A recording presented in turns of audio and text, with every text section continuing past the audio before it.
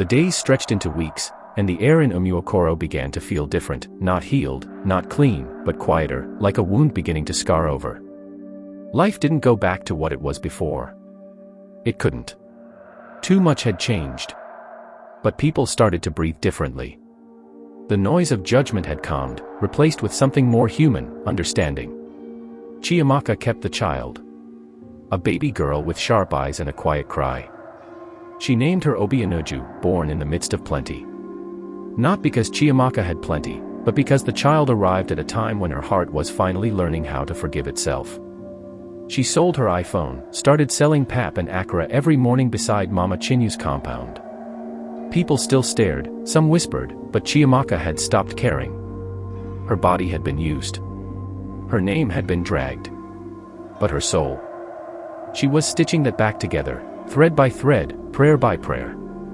One early morning, while setting up her table, Yuchechi pulled up in her tinted car. She was dressed in a red bodycon gown, her nails long and bright, her energy still loud. She stepped out, looked at Chiamaka's baby sleeping in a wrapper, and something in her face twitched. She didn't say much. Just pulled out a brown envelope, thick with cash, and dropped it on the table. "Use some buy better things for the baby," she said. Chiamaka looked up, eyes cautious. "Why?" Yuchechi shrugged. "I know. Maybe because I still see myself in you." Then she entered her car and drove off without waiting for thanks. That same week, news came that Amarachi had been found. Not alive. Her body was discovered in a shallow grave outside Port Harcourt. Her mother collapsed. The whole village mourned, properly, loudly, the way only grief could gather people who hadn't spoken in years. They gave her a burial. No matter what she'd done, she was still someone's daughter. And after that, something cracked in Yuchechi. The next time she came to Umuokoro, there were no girls in her car. No high heels. No loud perfume. Just her, in jeans and a plain t-shirt, holding her late father's Bible. Nobody mocked her. Not even the girls who once followed her lead. She moved into the back of her mother's compound, stopped taking calls from her clients. At night, her sobs could be heard through the cracked walls. But no one judged her. Because in Umuokoro, they were learning, slowly, that healing doesn't always come clean. Sometimes, it comes with mess. With dirt. With silence. Auntie Nena's sewing room became more than just a workshop. It became a kind of shelter. Girls came not just to learn trade, but to cry, to laugh, to sit beside each other without pretending. They started sewing uniforms for local schools. Later, they made a banner, Umuokoro Women Rising. People from other villages began to notice. Some sent their daughters to learn. Some sent money in support. The same girls once branded Ashawo were now teaching others how to stitch a straight line, how to make small business, how to speak boldly without fear. But not everything was perfect. One evening, Chinaza received a call from an old client. He offered her a trip to Dubai, just 1 week, he said. She didn't answer immediately. She sat with it, heavy in her hand. The money could change her life again. But at what cost? She stared at the screen for a long time. Then, she blocked the number. The next morning, she walked to Auntie Nena's house and said, "Teach me how to write grant proposal. I want to open my own thing." Auntie Nena smiled. Not with her mouth, but with her eyes. And for the first time in a long time, the sun rose over Umuokoro without shame. It wasn't a perfect village. But it was beginning to feel like home again. Months passed. Harmattan came, dry and crisp, coating the trees with white dust and sharpening the wind. In Umuokoro, the rhythm of life had slowed to something more stable, less chaos, more routine. Children began running barefoot through the same compounds that once held the weight of secrets. Laughter, once scarce, returned in pieces. Small, cautious at first. Then fuller. But peace, as always, never stays still. One afternoon, a black SUV arrived in the village. It parked beside the town hall, clean and heavy, carrying the kind of silence that meant money or trouble. Out stepped a man. Tall, light-skinned, with a beard trimmed too perfectly for a place like Umuokoro. His name was Mr. Chibiz, and he said he worked for an international empowerment foundation. He said he wanted to invest in the village, build a skill acquisition center, offer scholarships, help girls rise beyond their circumstances. The chief welcomed him with kalanut and palm wine. The women clapped politely. But Auntie Nena didn't smile. "Why now?" she asked after the meeting. "When we've started healing by ourselves." Mr. Chibi smiled wide. "Because you've proven you're worth it." But his eyes didn't match his words. Still, the village couldn't refuse. He offered too much. Cement, tiles, solar panels, laptops. He even promised boreholes for clean water. And true to his word, within 3 weeks, construction began. Workmen flooded in. New faces, new accents, new hunger. The girls, now steadier in their journeys, found themselves being watched again, but this time with sharper eyes, colder intentions. One evening, Wuju came home with red eyes. "He touched me," she said to Chinaza, trembling. "Said if I want to be selected for the special scholarship, I need to make him comfortable." Chinaza's stomach turned. Not again. Not here. Not after everything they'd climbed out of. The next day, they gathered at Auntie Nena's house. Chiamaka came with her child strapped to her back. Ijeoma was there too, now fuller, her face round again, her. Even Uchechi sat quietly in the corner. "This is not about scholarships," Chinaza said. "Not soft trap. Same thing in new packaging." Auntie Nena nodded slowly. "But we're not who we were. This time, we won't keep quiet." And they didn't. That week, the girls organized a community forum, not just for women, but for everyone. They shared their stories in the open, without fear, without shame. One by one, they told the truth. Of where they'd been. Of what they survived. Of what it cost. The village listened. Men shifted in their seats. Mothers cried. Even the chief lowered his head. Then they turned to Mr. Chibiz, who had come smiling in his clean white kaftan. "Your kind used to find girls when we were broken," said Ijeoma. "Now you see us standing, and you think we'll bend again." He laughed nervously. "You misunderstand me." "No," Uchechi replied. "We just understand ourselves better now." Word spread fast. And by the next week, Mr. Chibiz and his team left quietly. No ceremony. No goodbye. The unfinished building stayed empty. But the village had already built something stronger, a voice. In the months that followed, the girls began calling themselves Ndi Yugo, the ones who rose. They registered a cooperative. They published a small magazine. They built a physical shop from the same foundation Chibiz tried to corrupt. And on the wall of that shop, painted in bold red letters, were the words, "We are not what happened."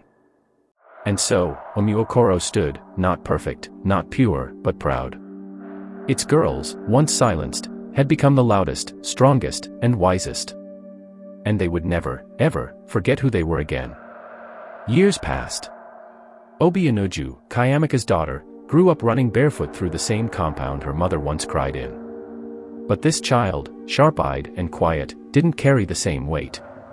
She carried stories, passed down like cloth wrappers, stitched with pain and strength and something deeper, clarity. She knew what her mother survived, but she also knew how her mother refused to stay there. By the time Obianoju turned 16, Omuokoro had changed. The sewing co-op had expanded into a full women's center. Girls now came from neighboring villages to learn skills, not survival. The word ashawo had become something you didn't say out loud, unless you were ready for stares that could slice you clean in half. But not everyone had moved on. There were still whispers, still those who believed some names should never be washed clean. Still those who wanted to pull history down from the shelf, dust it off, and weaponize it. And it was one of those people that came for Obianoju. She had written a short story, fiction, but laced with truth. It was about a girl born to a woman who'd been called names, beaten by shame, but who rose anyway. The story won a national prize. Her photo appeared online. The next day, an anonymous blog posted her mother's name alongside the headline. Daughter of ex-village prostitute wins award for story about redemption. The village buzzed. It wasn't a lie. But it wasn't fair. Obianuju came home from school to find Chiamaka sitting quietly, her hand clutching the edge of the bench like it might float away. "Mama," she said softly. "They're talking again." Chiamaka didn't look up. "Let them." Obianuju's voice trembled.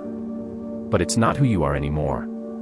Chiamaka met her daughter's eyes then, strong and sure. "No," she said.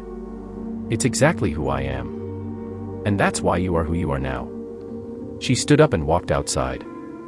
That night, Chiamaka went live on her own social media. The same account she once deleted out of shame. She spoke, not with practiced grammar or big words, but with the rawness that only truth could carry. "Yes, I was one of those girls," she said. "But I found my way. I made my way. And if you want to shame me now, then shame the daughter I raised. Shame the school fees I paid with clean hands. Shame the life I built out of the mess I was thrown into." The post went viral. Not in the way of mockery, but in the way of power. Other women started posting their stories. Some anonymous. Some bold. #WeRose trended for 2 days. And Obianuju? She didn't hide. She wore her mother's story like a crown.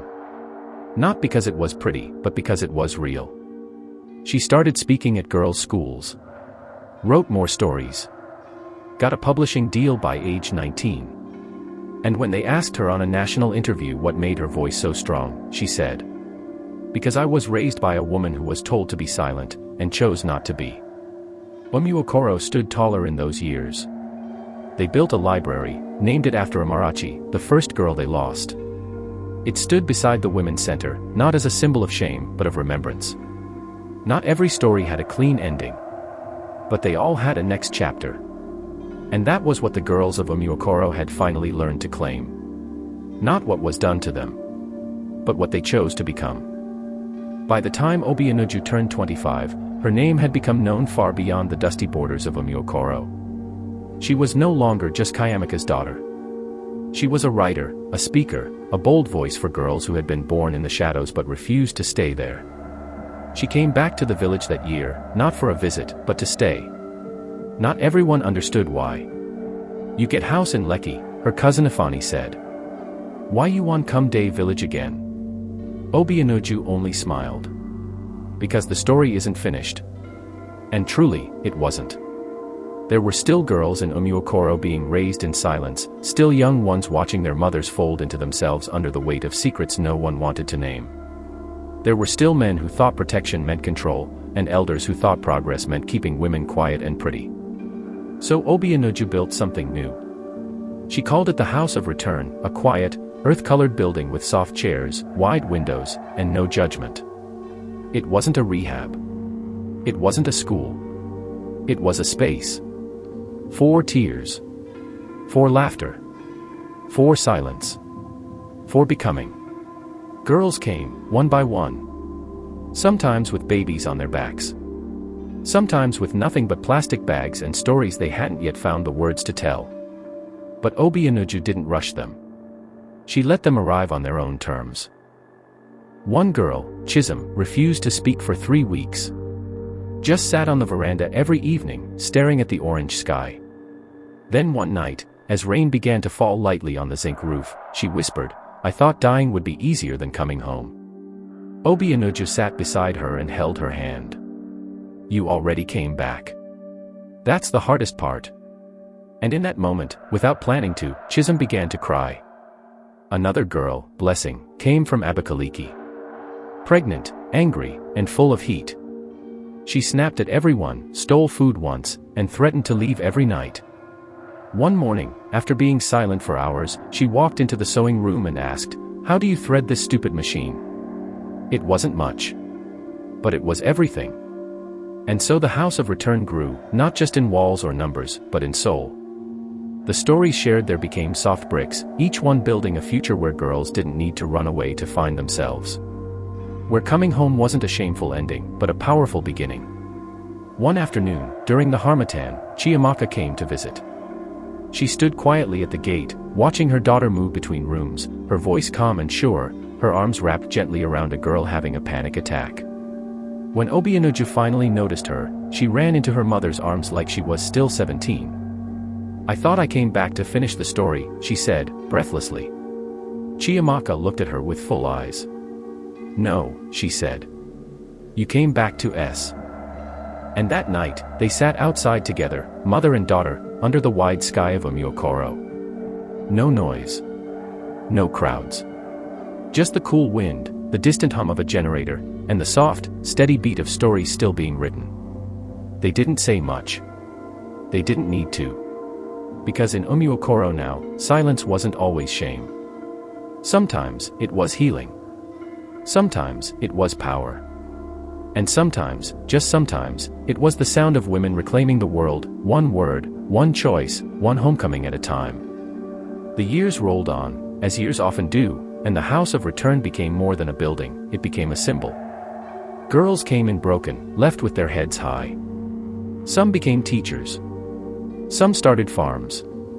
Some left the village for good, carrying their past like firewood, not something to hide, but something that once kept them warm in the cold.